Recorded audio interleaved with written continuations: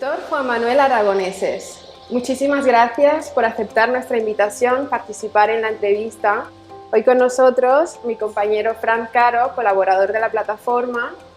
Y bueno, antes de llegar aquí hemos hecho un poquito la investigación, hemos hecho las tareas y esta investigación nos ha llevado a Latinoamérica, muchos años, también a Italia.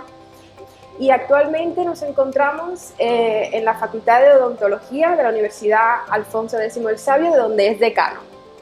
Después de ese amplio periplo que ha hecho por Latinoamérica, ¿qué le hace volver, doctor? Pues mira, esto aparte de ser un orgullo y quizás la parte final de mi carrera profesional, yo, aunque te parezca mentira, yo hice odontología muy tarde, yo hice odontología con casi 40 años y yo terminé mi carrera de odontología en esta universidad. Yo soy alumno egresado del Alfonso X el Sabio de odontología. Yo soy médico y después estuve trabajando muchos años en otras compañías y hice odontología aquí. Cuando la rectora de esta compañía y una amiga mía que era la cazatalentos me ofrecieron la posibilidad de ser decano de esta universidad de odontología, de mi carrera, de mi universidad, donde estudió también mi hijo odontología, no lo dudé ni un momento. El proyecto era excelente, nuestra rectora es una persona altamente excelente y estoy totalmente comprometido con el proyecto. Para mí es un orgullo y un placer volver a mis raíces, a mi tierra, a mi universidad y además a mi profesión, a ver si soy capaz de aportar algo nuevo y novedoso para poder hacer una proyección de mi profesión en el futuro y sobre todo en España. La primera pregunta, casi obligatoria, ¿no?, para los que llevamos tiempo oyendo su nombre y conociéndole en el sector, ¿no?, sería, usted que ha tenido una visión tan amplia de la odontología a nivel internacional, ¿qué concepto tiene de la odontología en España, ¿no? Bueno, yo creo que en España hay grandes odontólogos, excelentes profesionales. Quizás el gran problema que tenemos en España sea dos cosas, o creo que tenemos dos carencias. No nos sabemos vender bien, primer punto, pero somos unos grandes profesionales, y quizás el nivel de interrelación mediante el inglés. Quizás sean los dos hándicaps que hacen que España no tenga tanto esa proyección internacional como tienen en otros países. Sabernos vender y a lo mejor manejarnos en el inglés exteriormente. También hay una tercera cosa que yo creo que se está empezando a superar, que es las grandes compañías suelen venir de otros países. Esas grandes compañías suelen apoyar a otros profesionales o suelen apoyar a profesionales propios internos de los países, tipo Estados Unidos o Alemania, y quizás no eligen a todos los grandes profesionales españoles que hay diseminados por el mundo y en España especialmente. Cuando conocemos doctores a nivel internacional, Latinoamérica, sí que vemos que tienen como un concepto de la gestión, de la venta de sus propios atributos, de sus propios talentos, un poco más elevada que aquí en España. Usted que conoce tan bien, ¿no?, sabe por qué son tan proclives a venderse tan bien, ¿no? Y aquí cuesta un poquito más poder transmitirle al paciente o a las compañías o a las marcas el talento que hay aquí en España. Bueno, yo creo que el problema, vamos a hablar quizás de dos conceptos. Uno es el cómo gestionamos nosotros nuestras clínicas. Hasta ahora, la clínica odontológica, como bien sabéis, es propia. Tú gestionas toda tu clínica, gestionas tus pacientes, gestionas las compras, gestionas el laboratorio, haces todo internamente. Pero siempre hemos tenido un prurito por el área de ciencias de la salud de hablar de dinero. Esa parte del dinero se lo dejamos habitualmente al auxiliar o a la higienista o a nuestra colaboradora, que es la que habla de dinero con el paciente. A nosotros nos ha dado un poco de vergüenza hablar con el dinero. Eso está muy incluido en el concepto latino, que no está incluido en el concepto anglosajón, donde hablan de dinero muy especialmente. ¿Qué es lo que pasa con Latinoamérica? Pues que están muy influidos por el concepto anglosajón. Hay que tener en cuenta que para Latinoamérica el dorado no es Europa, el dorado es Estados Unidos. Y entonces esa influencia de esa cultura que tienen tan tremenda a través del contacto entre Estados Unidos y Latinoamérica, por ejemplo, te voy a decir un caso, por ejemplo, la Hispanic Dental Association, que está en Estados Unidos, tiene 35.000 dentistas afiliados en Estados Unidos. Estamos hablando de una cantidad tremenda.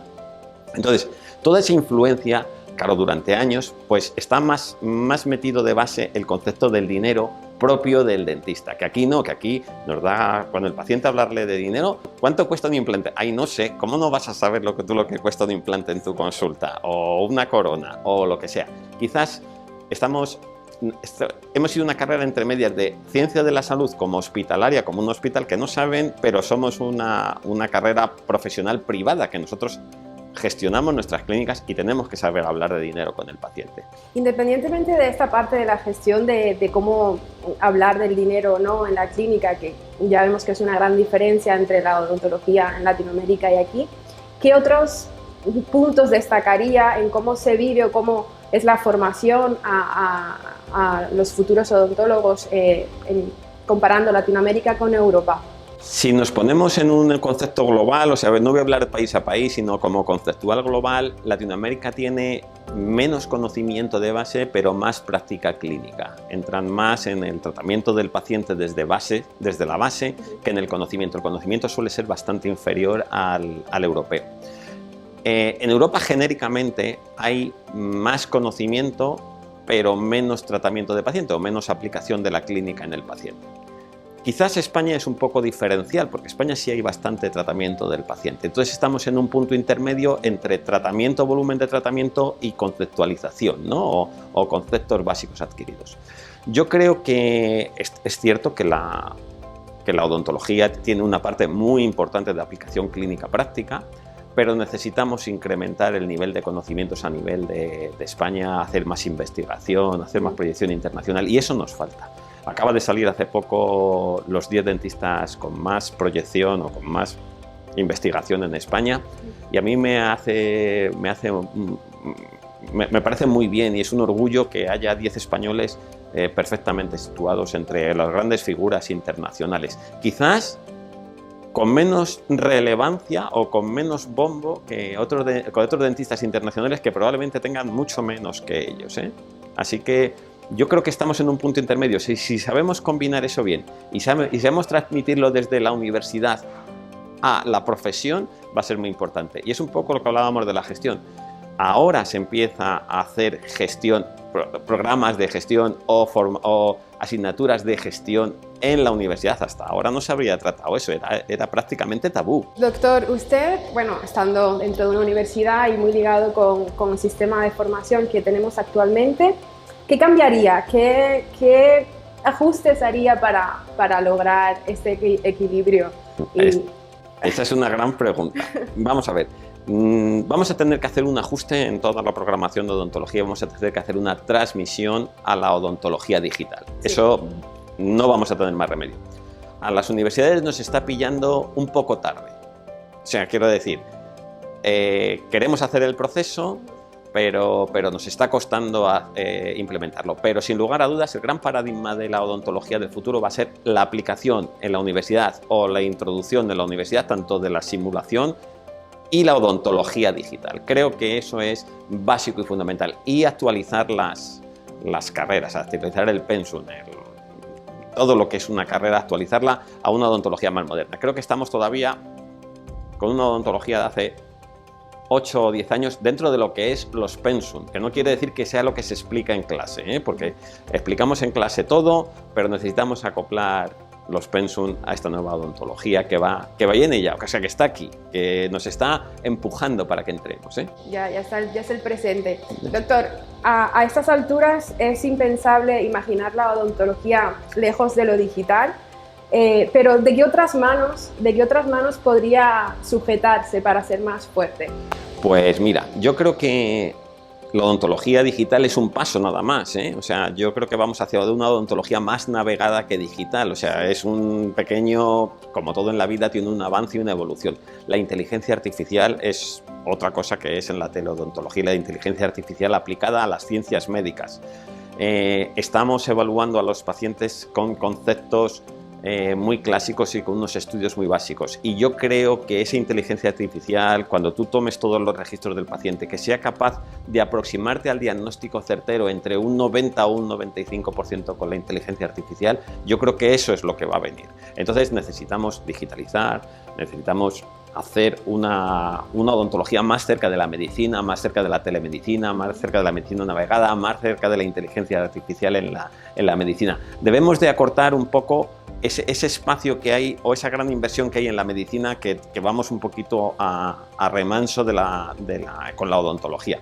Pero sí es cierto que, por ejemplo, nosotros en investigaciones, odontología estoy hablando, en investigación en regeneración ósea, mucosa, etcétera, estamos tan o más a la vanguardia que la medicina. Hablando un poco de esto, ¿no? del futuro, nos encantaría conocer sus proyectos presentes, porque sabemos que ha publicado un libro de implantología digital, pero además de lo que nos pueda contar de su libro, como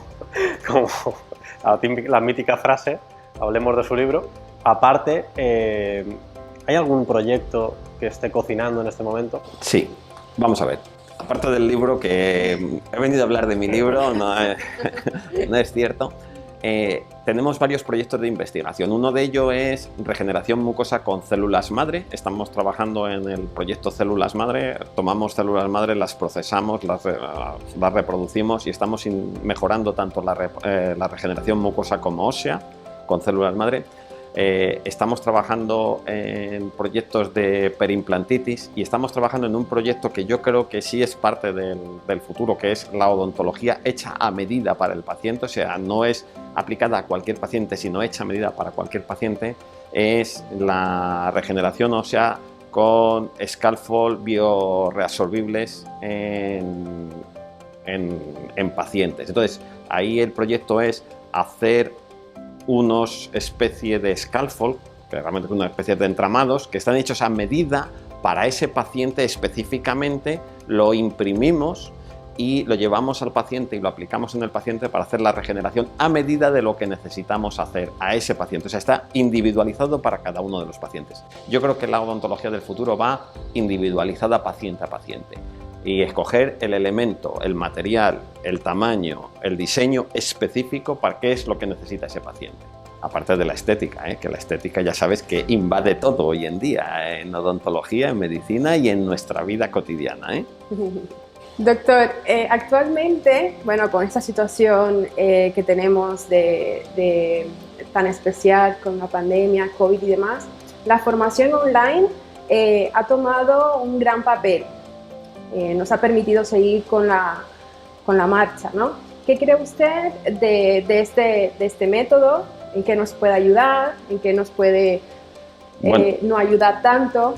Yo creo que la formación online es importante. O sea, es muy importante. Yo creo que eso nos acerca a otros países, nos acerca a otros conocimientos, nos acerca a otras culturas y nos va a transmitir una idealización o una transmisión de conocimientos entre culturas. Lo que sí es cierto es que en ciencias de la salud las habilidades son muy importantes, no solamente el conocimiento. Las habilidades prácticas de los alumnos son muy importantes. Y entonces necesitamos evaluar que ellos han adquirido las competencias y las habilidades necesarias para poder aplicarlo en paciente. Sí es cierto, y esto es un punto muy importante, que las nuevas tecnologías digitales nos se acercan a paciente y nos acercan a alumno-profesor tanto que podríamos empezar a pensar en un futuro muy próximo que seremos capaces de evaluar muchas cosas mediante tecnología digital. Y aquí me va a permitir que no sea más expansivo porque hay un proyecto interno que no puedo hablar sobre él que está en este perfil. Creo que he dicho suficiente, pero no puedo explicarle de qué va el proyecto. Y perdóneme. No pasa nada, tenemos otro motivo para volver cuando este proyecto... Muchísimas gracias. Más adelantado, doctor. Muchas gracias a usted. Quería hacer una pregunta que ya va un poco aparte de todo esto y ya son curiosidades que a veces se las hacemos a algunos ponentes, que todo el mundo los tenemos como muy identificados, pero ¿qué hubiera sido el doctor Aragoneses si no hubiese sido el doctor Aragoneses, ¿no? ¿Qué le hubiera gustado estudiar o desarrollar? Pues mire, voy a hacer una breve introducción de mi vida para que sea fácil. Mi padre era protésico dental. Yo vengo del laboratorio de prótesis. Llevo toda la vida en esta profesión. Yo he trabajado en el laboratorio. Yo he conocido el laboratorio de prótesis desde cuando era pequeño. Nosotros éramos una familia muy humilde. y conozco el laboratorio. Estudié medicina, pero no por el hecho de que fuera a estudiar odontología. Estudié medicina, terminé medicina, hice mi licenciatura en medicina y cirugía, terminé en la Universidad de Córdoba aquí en España y me contrató una compañía extranjera. En este caso me contrató una compañía para que trabajara con ellos, una compañía americana. Estuve trabajando con ellos bastante tiempo y después un día dije, pues voy a hacer odontología, y hice odontología, y dentro de la odontología pues he pasado por todas las áreas. He tenido clínica, he estado de director de posgrado, he estado de director de área internacional en la Europea de Madrid, he estado en la Rey Juan Carlos, he estado colaborador con diversas universidades, he estado fuera de España en otras universidades, sobre todo Latinoamérica y muy en relación con Estados Unidos. Y si no hubiera sido esto, me hubiera encantado. A mí lo que me encanta es pescar. O sea, que no tiene nada que ver. Pescar. No sé si me hubiera gustado ser pescador, pero me encanta pescar.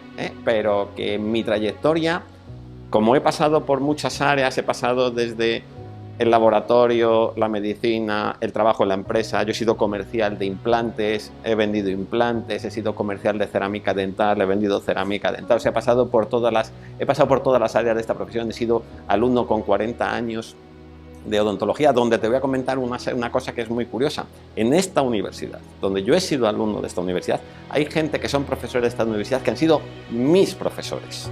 O sea, yo tengo contacto con gente que ha sido profesora mía, que ahora están en mi titulación y yo estoy encantado. Pero no te estoy hablando de uno ni de dos, sino muchos más. Y muchos de ellos han sido compañeros míos de odontología y están trabajando conmigo, al cual yo les agradezco el recibimiento que me han dado. Le quería plantear una cuestión, porque sí que nos encontramos un fenómeno en este sector, que es el fenómeno del estrés.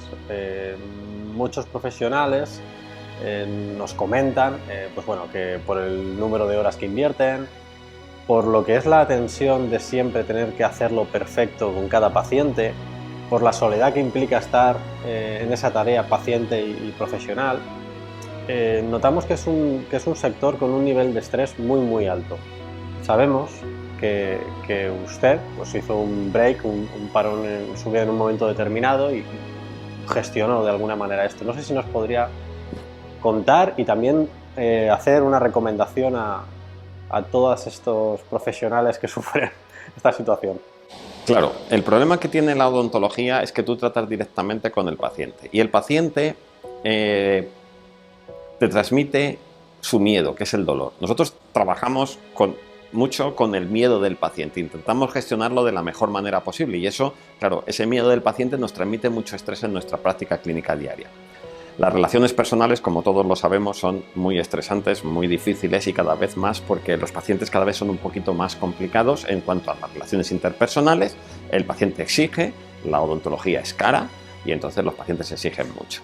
Independientemente de esto que estábamos hablando, del estrés con los pacientes, pues bueno, es el estrés del día a día, de la profesión, de las relaciones, del estar aprendiendo, de los congresos, del mejorar, de la presión de ser competitivos, de que te entren los pacientes por la consulta, de que puedas pagar los salarios, de que puedas abrir la consulta. Y en estos tiempos está la cosa más complicada. Y ahora ya cuando te pones en la consulta con los EPIs y te vistes ahí de astronauta para tratar un paciente, pues un poquito más de estrés, ¿no? Pero vamos, yo creo que se gestiona bien. Yo particularmente, mi gestión del estrés es quizás el cambio cada 5 o 7 años de situación profesional. Y no digo de situación, o sea, quiero decir, he hecho la clínica, he trabajado dirección de máster, he trabajado de profesor en la universidad, he viajado, he hecho dirección de investigación, he sido rector de universidad, ahora me toca ser decano. Y cada 7 años intento cambiar mi parte profesional dentro de lo que es la odontología y eso me hace cambiar la mente, me hace cambiar el proyecto y me hace cambiar los objetivos y eso me alivia de ser repetitivo en las acciones dentro de la consulta. Doctor, la fórmula de los 7 años me parece muy interesante, yo me tomo nota, no sé, Frank, ¿tú? Vamos, no hay nada mejor para limpiar la mente que cambiar un ciclo a otro, sí, totalmente. Muy bien. Nos ha acompañado, doctor, durante toda la entrevista su último libro, Implantología Digital, publicado por la Gaceta Dental. ¿Nos puede contar un poco qué vamos a encontrar en este libro?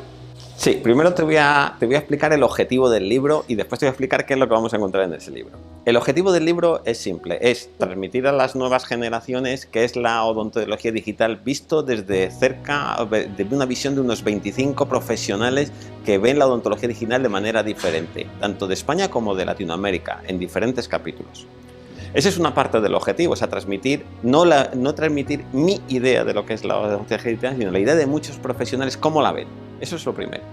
Lo segundo es porque por la nueva ley de acreditación la gente necesita hacer libros o capítulos de libro. Y yo creo que es necesario apoyar a estas nuevas jóvenes generaciones que progresen, que generen talento, que generen conocimiento, que se proyecten cara al exterior, ¿no? Entonces, para ellos, en esta nueva acreditación necesitan tener o libros o capítulos de libro, y yo creo que todas estas generaciones nuevas necesitan de vez en cuando, y está dicho así, cogerles de la mano y ayudarles a crecer, porque todos en nuestra vida necesitamos a alguien que te apoye, un tutor, alguien que te genere este nuevo emoción, espíritu, alegría por seguir progresando en tu profesión. Y ese es el gran objetivo. Por tanto, transmisión del conocimiento visto desde diferentes profesionales y ayudar a aquellos nuevos profesionales que lo estábamos hablando antes de proyectarse y dar su conocimiento. Hay excelentes profesionales en España y en Latinoamérica, creo que poco reconocidos. Doctor, me gustaría preguntarle qué implica ser decano de una universidad como la Universidad Alfonso X el Sabio. Esta es una universidad muy grande, donde la Facultad de Odontología es un buque insignia, con 1.700 alumnos de grado más o menos y un volumen de profesorado tremendo, con clínicas odontológicas de grado, de especialidades, etc. Para mí, aparte de ser muy importante, creo que el aportar la estructura de la investigación y la internacionalidad a la Universidad Española, yo creo que es una de las cosas que nos falta. Hay una institución que es la Conferencia de Decanos Nacionales, donde estamos incluidos todos los decanos, tanto de las universidades públicas como privadas, y lo que intentamos es proyectar la profesión cara a que nuestros alumnos de grado de odontología sean competitivos, sean valorados, sean expertos en el área de la odontología y sean reconocidos exteriormente. Yo creo que por parte de los decanos lo que necesitamos es hacer estructurar las titulaciones y darles una visibilidad mayor en el área de la investigación y de la internacionalidad.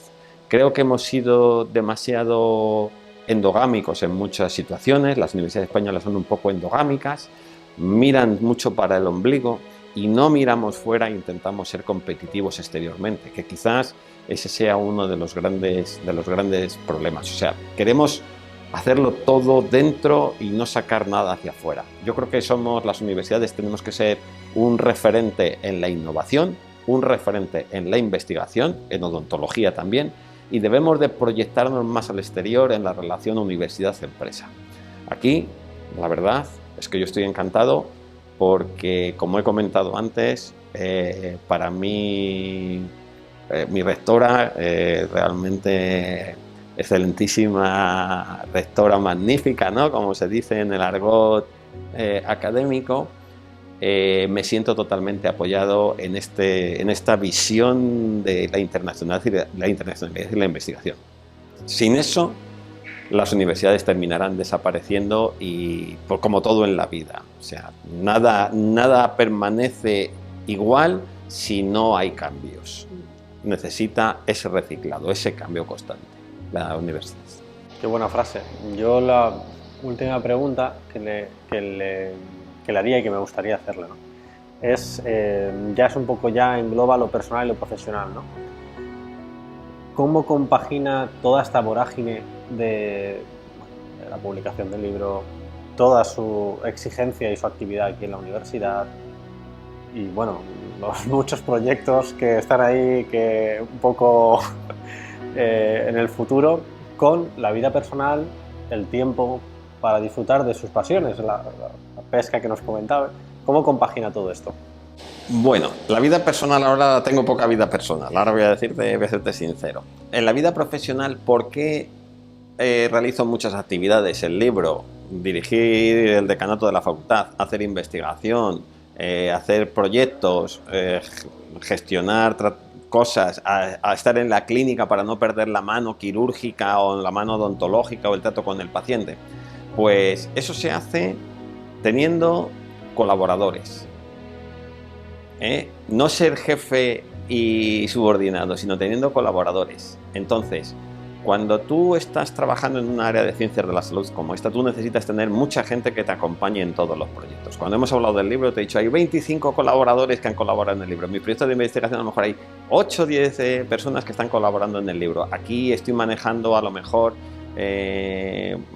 proyectos de investigación que quiere hacer gente que tiene talento, que tiene mucho talento, pero que a lo mejor no han tenido el apoyo para eso. Entonces, yo me integro en sus equipos de investigación, no estoy con ellos constantemente, pero les intento ayudar para que lleguen al punto final. En las tesis doctorales, dirijo tesis doctorales y yo les ayudo a llegar a eso. Entonces, tú necesitas, o sea, yo creo que uno de los grandes problemas que tenemos el latino es que somos muy yo. No sabemos trabajar en equipo, y yo creo que eso es una de las cosas que primero tenemos que aprender. Un poquito diferente al mundo anglosajón. No digo que todos los latinos sean así, ni que todos los anglosajones sean de la otra manera, pero tenemos que aprender a trabajar en equipo, que hay gente que tiene mejores ideas que nosotros, tiene más talentos que nosotros, tiene mejores habilidades que nosotros, saben más que nosotros, y debemos de apoyarnos en ellos y ellos en nosotros. Yo tengo la gran suerte de que ya con 61 años estoy en el final de mi carrera y puedo empujar la palanca para que me abran la puerta, porque tengo la capacidad, bueno, porque vosotros me tenéis aquí, porque vosotros pensáis que yo soy un referente. Esto mismo me abre la palanca, en este caso con vosotros o con otra gente, para poderle solicitar que me apoyen o me ayuden en otros proyectos para otra gente que tiene que crecer también. Entonces yo creo que esto es muy importante, ser la palanca, ser la llave que abre la puerta, ¿no? Muy bien. Muchísimas gracias, doctor, por sus respuestas. Muchas gracias a vosotros. Que sepáis que la Universidad Alfonso X el Sabio está abierta para todos vosotros y para todos los profesionales que nos ven, y me encantaría que esto que estamos diciendo de proyectar el conocimiento y de hacer equipos de trabajo sea una realidad y que todo sea fenomenal. Y ahora ya nos toca ponernos las mascarillas para poder seguir nuestra vida tradicional.